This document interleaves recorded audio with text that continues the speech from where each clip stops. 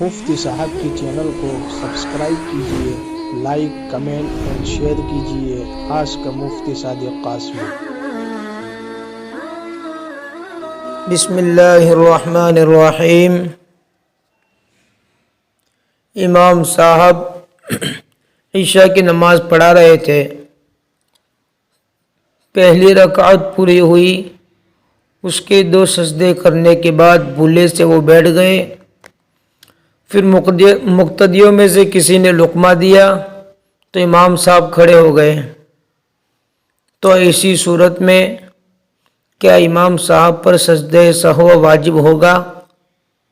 اسی طرح کوئی شخص سنتیں پڑھ رہا ہے یا پھر وتر کی نماز پڑھ رہا ہے اور اس میں پہلی رکعت پر دونوں سجدے کرنے کے بعد بیٹھ جاوے تو اس کے لیے کیا حکم ہے؟ کیا وہ تحیات پوری پڑھ کر کھڑا ہوگا اور کیا سجدہ سہو واجب ہوگا؟ پوچھ رہے ہیں سراج احمد صاحب اجمیر سے۔ جواباً عرض ہے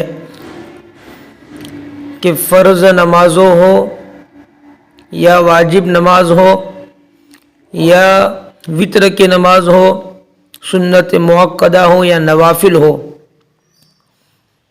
چاہے 2 رکعت والی نماز ہو یا پھر 4 رکعت والی نماز ہو، اس میں اگر نماز پڑھنے والا بھولے سے پہلی رکعت پر، اسی طرح تیسری رکعت پر بیٹھ جاتا ہے اور اتنی مقدار بیٹھا رہتا ہے کہ جس میں اطمینان کے ساتھ 3 مرتبہ سبحان اللہ کہا جا سکے، یا پھر یوں کہیے کہ ایک رکن کی ادائیگی جس میں اطمینان اور سنت کے ساتھ کی جا سکے، اتنی دیر اگر بیٹھے رہے اور پھر کھڑے ہوئے تو ایسی صورت میں سجدہ سہو واجب ہوگا۔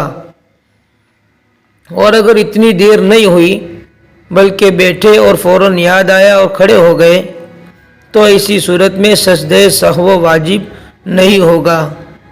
لیکن یاد رکھے کہ کتنی دیر ہوئی اس کا اندازہ مقتدیوں پر نہیں ہے بلکہ نماز پڑھانے والے پر ہے، اور اگر تنہا پڑھ رہا ہے تو جو ہے اس کی نیت پر اور اس کی تعین پر موقوف ہے۔